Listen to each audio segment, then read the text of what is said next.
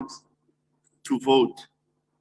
This included educational programs that assured voters that it will be safe to be at voting stations. Furthermore, it is important to realize that voter turnout is a multifaceted phenomenon influenced by different factors. Some of the elements that motivate voters to go relate to matters outside of the purview of the Commission, such as disruptions to services, level of trust, and the level of trust in political institutions. Regrettably, unwarranted attacks on the Commission could potentially also influence voter turnout. So in the analysis of voter turnout, the COVID context in which an election happened should also not be forgotten. The national message in this regard has been that people must not be in congregate environments. Now, the Commission believes that the voter management devices were the mainstay equipment of this election. These devices have ensured that we continue to meet the Constitutional Court injunction that voters may only vote in wards in which they are registered, and that every voter must have an address on the voter's roll. 12.1 million voters were processed through the VMDs over the 2 days of special votes, as well as on election day. This means that we are confident that these voters who voted in the wards in which they reside. This is an important control measure in a local government election because of the geographic element of the contestation. Through the use of this technology, the Commission was, for the first time, able to register and simultaneously capture addresses of voters during the registration weekend in September. Address capturing would have taken months to complete without the voter management devices, as was previously the case. Over the election period, a total of 176,000 additional addresses were included on the voters' roll from voters who previously did not have an address.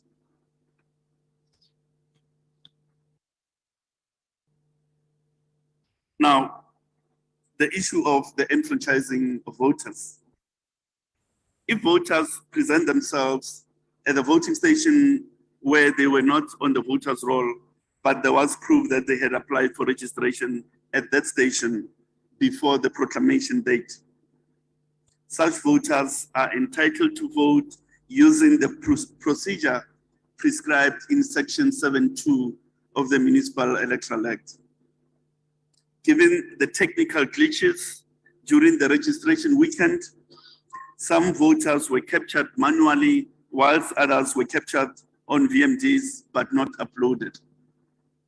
These voters were entitled to participate in the election. There was a total of 238,000 voters who were eventually placed on the MEC 7 list, which were centrally connected to all VMDs. 129,000 of those on this list voted in their correct voting station on election day and during the special voting days. The Commission has noted the announcement by ESCOM that the national electricity grid is currently constrained and there may be a need to shed load sometime in the course of the day. Discussions are underway to insulate capturing sites in order to minimize the impact on the results collation process. The National Operations Center does have generators which will be used in the event load shedding affects the Pretoria West area. Thank you very much.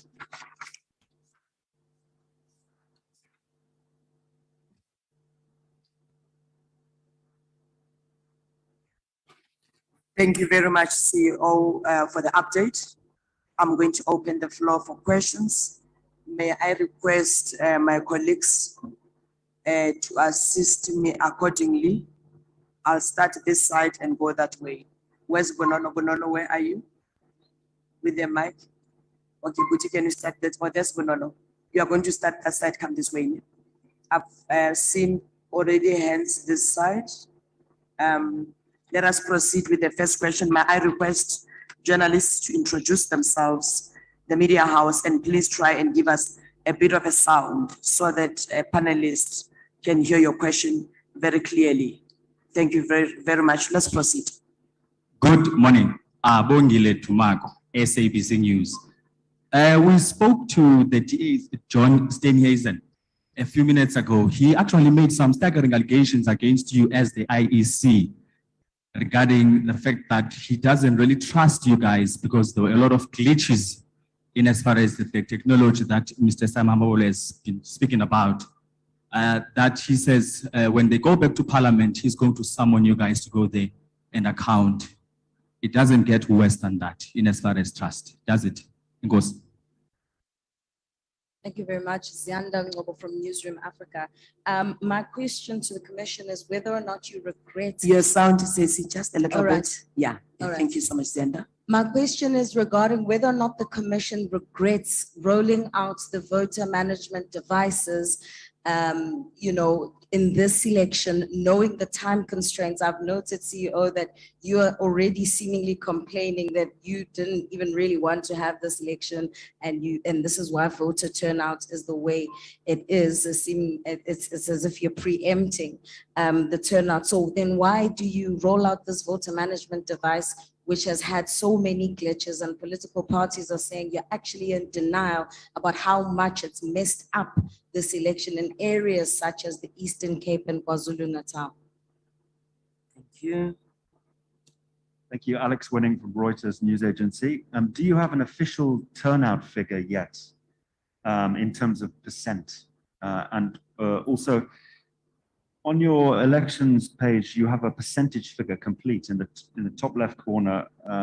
That's the number of voting districts where counting has been completed? And is one voting district equal to one polling station? Thank you.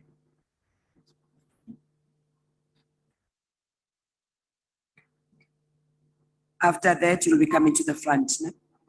If there's no other hands I've missed. Good morning. Kaya Koko from Mail & Guardian. I just wonder if the Commission has an update on how many of the 67,000 people who are not uploaded to the live file regarding the VMDs yesterday, how many of them eventually voted? And thank you. Thank you. Slinda Lomasigane from ENCA. You know, following what's happened over voting day, a lot of criticism coming to the IEC around what happened with ballot papers running out, with the VMDs in some places not working, that all of these glitches are inexcusable and that the IEC is trying to explain them away. Just how much responsibility is the IEC going to take in terms of planning? Do you think you planned well for this election? Your officials also seemingly on the ground, some of them, it seems as though they were harassing journalists, getting them arrested. Was there enough training for your IEC officials? Do you think you had enough time to actually hold these elections? And were these VMDs actually tested outside of the registration weekend? Thank you very much. Let me allow the panel to take this first batch of questions. CEO, I've got 6 questions with me, about 5. May I pause so that you deal with the questions, and then from then we'll come back for the last round. Thank you very much. Let Commissioner Love deal with the issue of trust. I'm sure Mr. Steenhuisen trusts me, but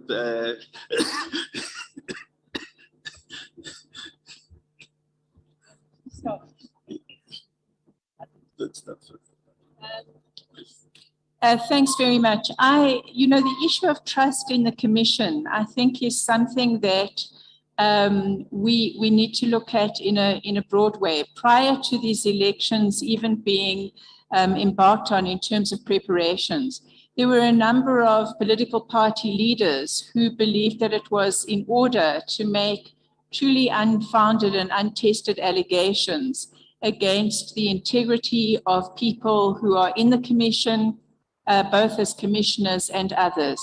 And clearly what we're saying in that regard is to besmirch the integrity of an institution that has performed incredibly under pressure and has shown itself to be able to deal in a manner that is truly, reflecting an impartiality and an independence without any shred of evidence is a problem. Having said that, I think that we wish to remind all of us that this commission has never completed an electoral event without going to Parliament, without tabling a report, and without including in that report some very serious reflection and a very serious consideration of how we can improve. We've never regarded ourselves as not needing to improve. It's an ongoing betterment for excellence, but also how certain changes can be brought about in the way in which we do things, including, for that matter, in terms of legislation. So I think that with regard to the idea of presenting an assessment, facing the criticisms and the views of members of Parliament, I don't think that that's something we feel any problem about. It's something that we would do anyway. What we are hopeful of is that in the reflection about how issues have been managed, what we're able to do is to look at facts and not to have a situation where the institution, the integrity of the institution, the value of the institution as a Chapter 9 institution is trashed in a completely unsubstantiated way. This organization deserves a huge amount of praise for what it has been able to pull off under incredibly difficult circumstances. I hope that deals with it, CEO. The issue of the VMDs, the reality of the matter is this. Without a VMD, it would have been a sheer impossibility to deliver this election. In September, for the first time within a day, we were able to upload 1.7 million registered voters simultaneously with their addresses. Previously, that project of address capturing would have taken at least 2 months to complete. So there are efficiencies that have been brought about by the introduction of the voter management devices. In this election, over the 3 days, every single voter who cast a ballot, we are confident that they cast the ballot in the correct ward. Very important in the context of a local government election, following the injunction of the Constitutional Court, that you can't influence the outcome of an election in a ward in which you are not ordinarily resident. Now, the VMD helps us with that control. Were they tested? Yes, indeed, they were tested. In fact, following the glitches that we experienced during the registration weekend, our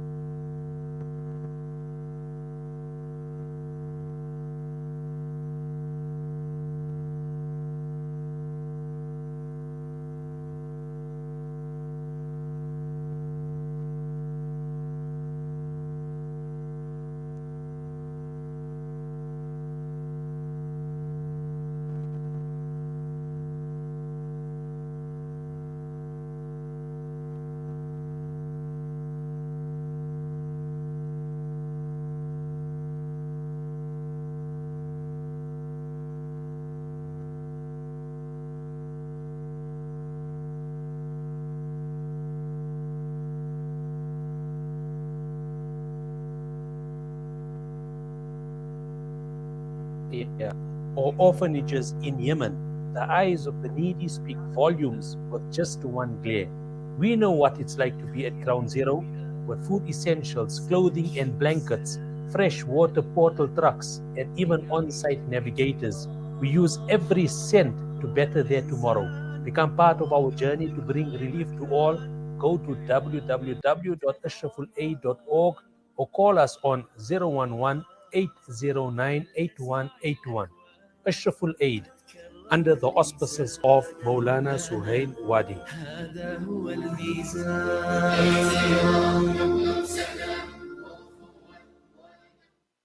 These days, I'm more health conscious than ever. So tonight it's stir fry for dinner, cooked in healthy Helios pure sunflower cooking oil.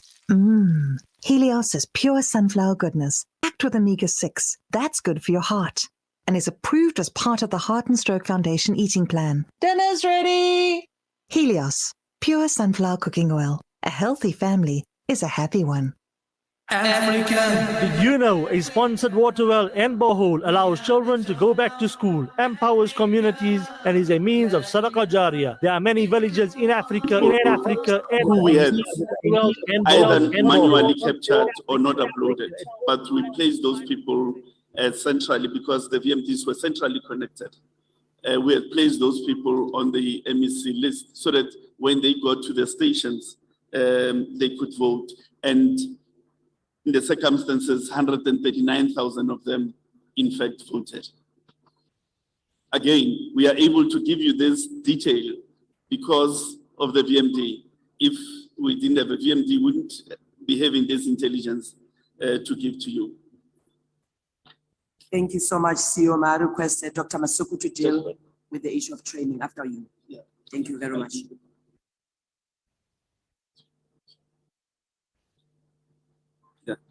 Yeah, well, the issue of the ballot, we agree with you.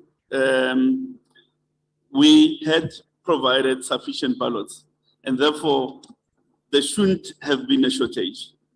There's no reason why there should have been a shortage because sufficient ballots were printed at 100% across the country. What we do regret is that in the distribution chains, our officials made decisions about how much to take to the voting station, and in making those decisions, it resulted in the shortages. We regret that. It ought not to happen because it has created undue frustration on the side of the voters. Were we ready? We were ready. We worked under extreme pressure, no doubt about that, under extreme timelines, extreme time constraints.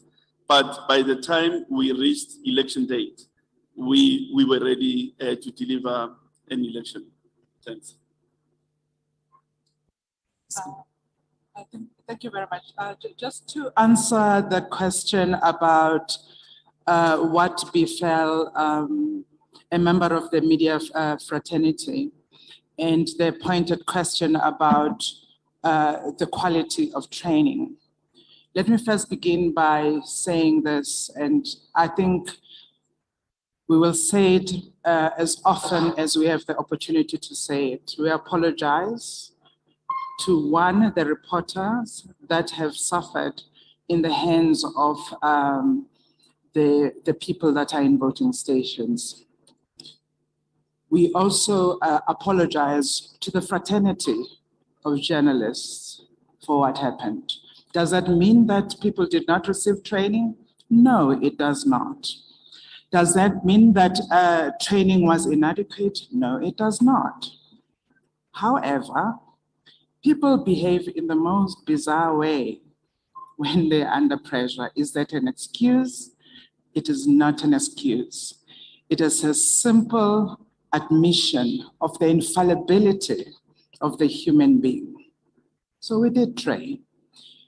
But also to say that we are trying to explain things away, I would rather see it as we need to explain to the nation as often as it is necessary about what it is that it is happening. Does it mean we don't accept responsibility? I'd love to tell you that all those people sitting here believe that the responsibility is ours and ours alone. It means that we continue to do what it is that we do. And by the way, you are not doing anything wrong by continuously shining our faults to us. We expect no less, but we also expect that you judge us on the basis of the magnitude of the task and what it is that we have sought to do. And you have every right to say we expect you better. We are in service of this nation, and you have every right to expect better, and we want to give you better. So to every single person that we have not served to the standard that South Africans expect, ours is to say to you, you deserve better, and that you didn't receive better. We offer you our unmitigated apology, and we pledge that we will do better. Thank you. Dr. Masuku, may I take the last batch of questions? Thank you very much. Can we start this side and then go this way? I've got hands this side. Dade, please proceed from your corner. Thank you very much. Thank you very much. My name is Moffat Mokwena from Channel Africa. Yesterday, we received some complaints, especially from, I think, Ward 89, that there were some threats about, threats from, obviously, party agents. That's in Soshanguve. Now, this after the VMD could not release the voters, or maybe put the voters to the availability, But now, obviously, the IEC officials had to turn them back. And once they turn you back, you report to the party officials. So obviously, it arouses that kind of, heated debate outside. Now, what I want to know is that you mentioned the mapping system.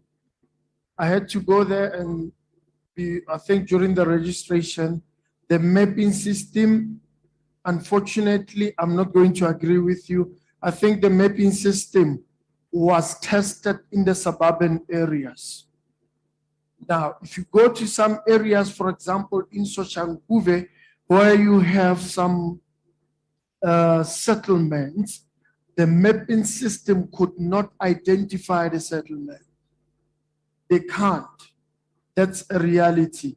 Now, when we ask the IEC officials about the VMD system, they said, no, we cannot proceed because the VMD system it's under they are updating, it's under construction or something like that. There were some technical glitches. Now it brings back what they were complaining about yesterday, that most people were turned away. Now I want to know that is this VMD reliable, as you say that it was tested, and what are we expecting in the national elections? Thank you very much.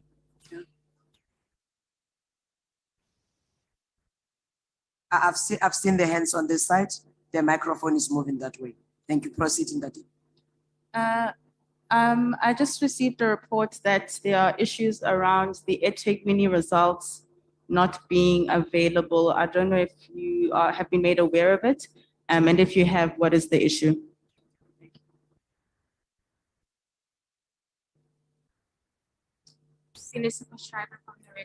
My question is around the ballot papers.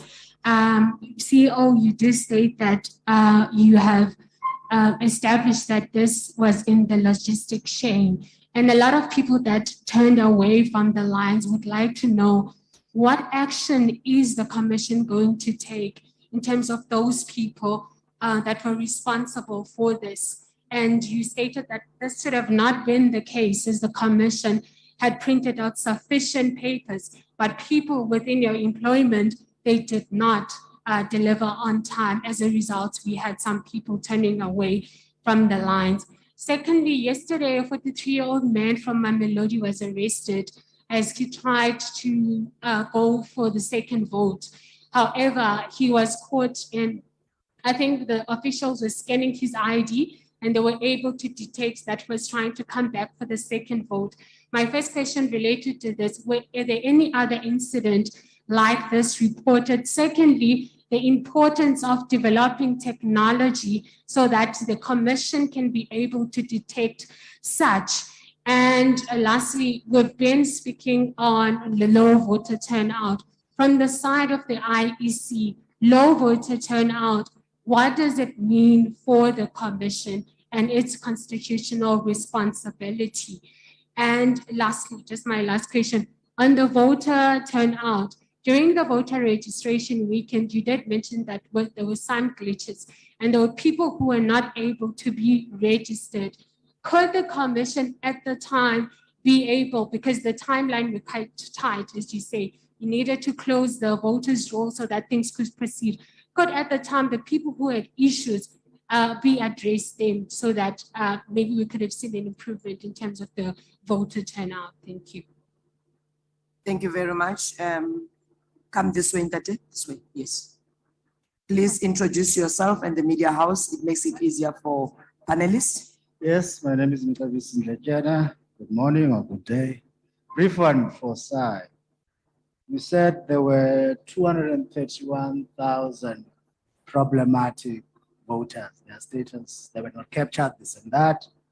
And of that number, 139 eventually voted, which then leaves us with 92,000 who did not vote.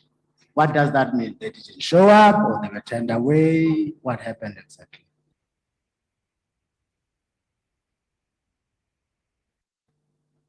Marianne Merton, Daily Maverick. Quick one. How many complaints has the IEC actually received?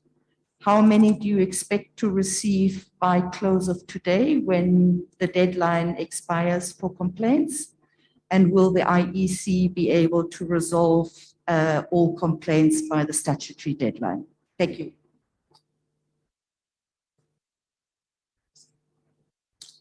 My name is Nonkulule Eko from the Times Live.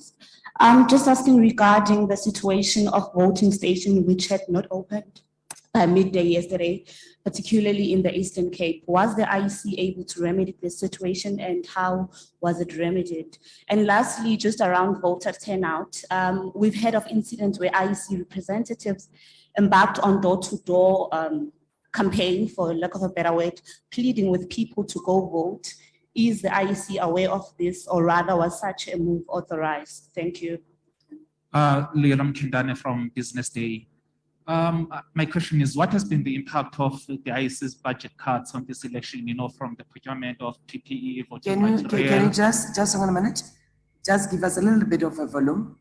Okay. Yeah. I would like to find out what has been the impact of the IEC's budget cuts on this election, from the procurement of PPE, voting material, and also the training of electoral staff. How bad have the cuts been? Thank you.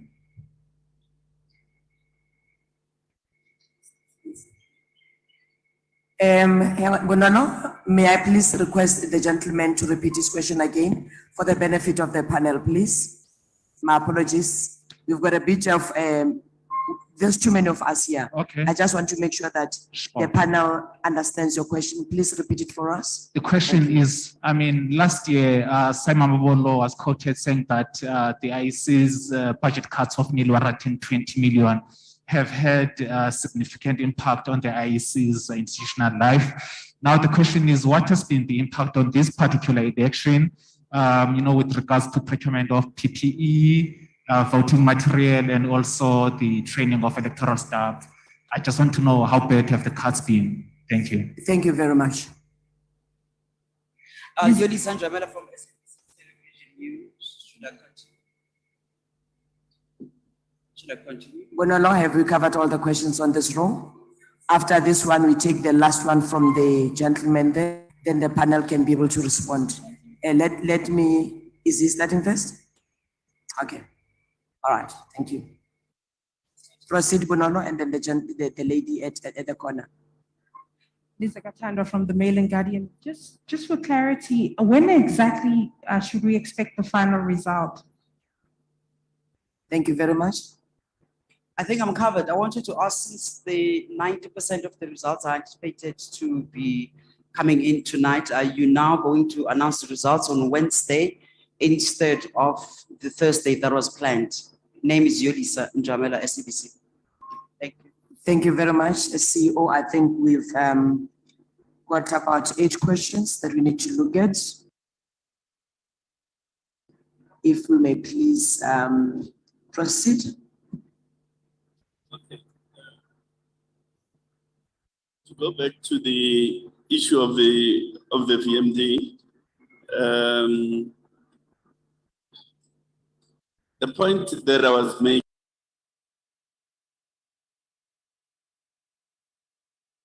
about mapping functionality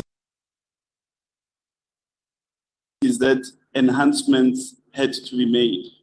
That was done. We had a much better performance on this occasion than was the case during the registration weekend, because those lessons that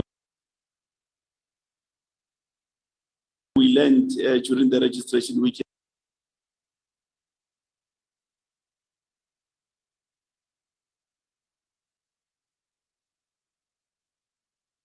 had to be ameliorated so that we improve functionality. In any event, the zip machine had also reached the end of its useful life. So we needed to reinvest, but it wouldn't have been wise to invest in a similar technology, because a zip was a technology of its time around 1998. So we needed to embrace new technological solutions which addressed our nascent and contemporary challenges, such as ensuring that you have an address on the voter's roll, a person, that address places the person in the correct ward segment, and so on and so on. In 1999, when the zip was first purchased, that complexity was not there. It's a complexity that has come about due to the decisions of the judiciary in relation to them interpreting electoral law. Now, I want to link that answer with the person that is allegedly arrested for attempting to vote twice. Is precisely the effectiveness of the VMD. Because in the VMD, we are able to record that you voted elsewhere already when you try to make a second attempt. So, which is why I was saying we are fortifying the controls around the electoral process. You attempt to vote there and come and vote elsewhere, you're going to be caught out. And when you are caught out, you need to be prosecuted with vigor. Etegwini, I was on the phone just before the media conference. We've not had reports. We'll go check that out about the results not being available or something. The ballot paper, what action to take? I think all we could say at this stage that the necessary corrective measures in terms of the policy of the organization will be implemented in relation to the affected officials.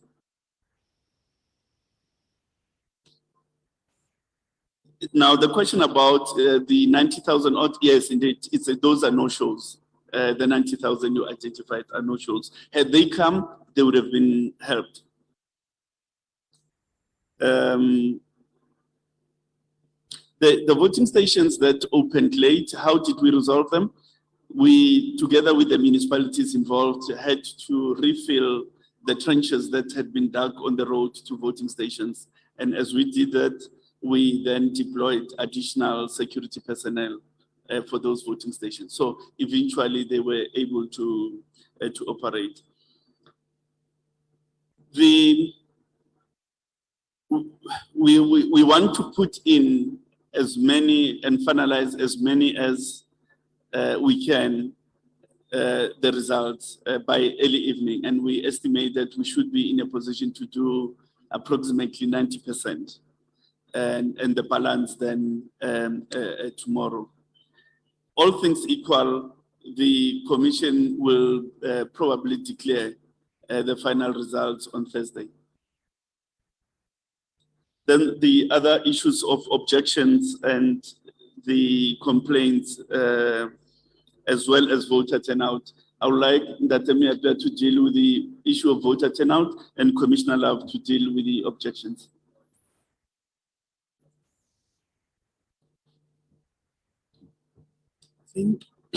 I think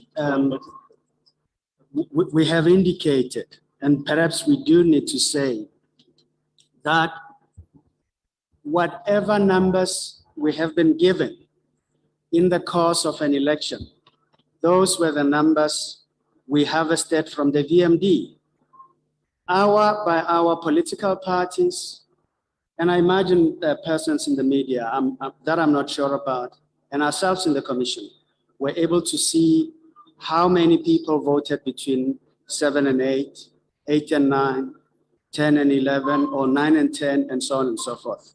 That was the value of helping with the numbers. Whatever that number was at the end of the day, it represented only yesterday, because we were reporting those numbers that came to the station in those times.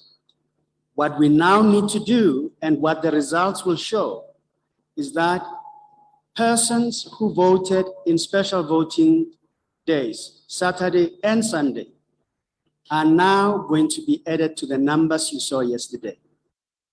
The result of which is, as you look at the board, in those municipalities where results have been finalized, or those wards or voting stations where results have been finalized, per voting station, you're now able to see everyone that has voted, every vote that has been counted, and what that represents.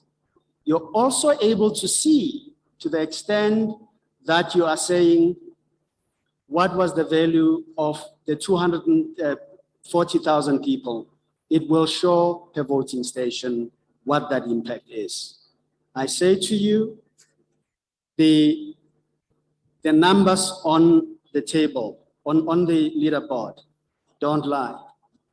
They will now give per voting station, per ward, per municipality, per province, and eventually we will aggregate them to a national level on the exact voter turnout. It will not be a number we estimate, it will be the exact number to the voter. And that really is what we are saying. We will not give that number, or we are not able to give that number for the whole election, because the whole election is not complete, or we have not completed counting. But in those instances where the results are in, when you report on those numbers, they are the exact numbers that represent voter turnout to the extent that they have been finalized. I trust that I've dealt with your questions. Thank you very much, Commissioner Miepja. May I request the CEO to wrap up the remaining 2 questions? Commissioner Love, thank you very much. Sorry, I've been asked to deal with the issue of complaints and I presume also of objections. When it comes to complaints, I mean, these are in relation to the code of conduct. The commission processed very few complaints outside of social media complaints, which were processed through our partnership that we announced before the elections with Media Monitoring Africa and some of the platforms. These saw a number of people logging into the Real 411 website, and those were processed. And as you will all know, once processed, to the extent that there was some indication of disinformation, as we've clearly defined it, those were then referred to the respective platforms for them to process in terms of their own respective and different, in some instance, policies. And also, of course, they saw a significant increase in the manner in which complaints could be lodged with them, and they were able to respond to those. A report on this will be issued. In terms of objections, which are in relation to the specifics of the voting process, we have until now received only 3 objections. I'm not hoping for more, but in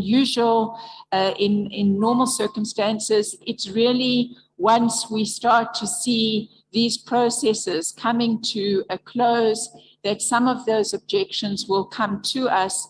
Will we be able to process them before announcing results? We are obliged by law to process each and every one of them before announcing results. And so that is what we undertake and will do. Thank you, Commissioner Love. Then the issue of budget for PPE, Treasury did assist us eventually with an allocation to cover the PPE costs. And we've applied that budget to procure the PPE for all voting stations officials. Thank you very much, CEO. I'm going to close with 2 questions from our online platform. We'll still advise on the next media briefing. Bonolo, your last 2 questions from the online platform. The first question reads, does the Commission regret the choice of a Monday for a voting day, seeing that people treated it as a holiday in a typical sense of the word, which clearly contributed to low voter turnout? Considering how the IEC handled the election date issue, including the controversial extension of the cutoff date for submission of candidate lists and now the incident of voting irregularities that were conducted by officials in Limpopo and elsewhere in the country, does the Commission acknowledge that this has a credibility crisis? And the last question reads as follows. Can the IEC confirm that special votes in some polling stations in Waverley, Pretoria were not counted and counted for because the IEC officials believed that the ballot boxes were tampered with? If it's true, what will happen to those special votes? We spoke to some officials with Pretoria News who then noted that they excluded the special votes from counting after they discovered that the number of ballot papers didn't tally to the ones they'd recorded on Saturday and Sunday. Can the IEC please confirm that the voting process in some polling stations in Waverley, Pretoria were disrupted after IEC official closed them 30 minutes in the evening because they were unhappy that they didn't sign contracts of employment? Thank you very much, CEO. The last 2 questions will be done.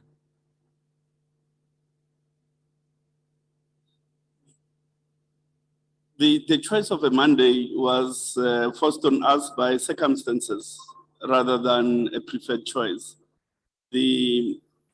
Historically, we've had elections on a Wednesday precisely to avoid the long weekend effect and its associated displacement effect it has on voters.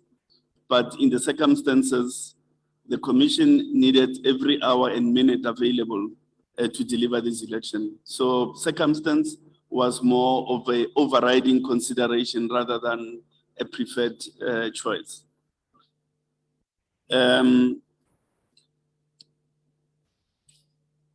The issue about the credibility crisis and so on, the Commission is delivering a service at 23,000 points, employing 185,000 officials, close to 190,000 voters. Officials. Now, they undergo training and they subscribed to a particular code of conduct to which they commit. But some do things that are untoward and not prescribed. And when that happens, the commission takes corrective action, which includes expelling them, which includes blacklisting them so that they may not be used in future elections, and so on. So the issue really, the test, is what does the commission do when matters such as those that you describe are brought to the attention of the commission?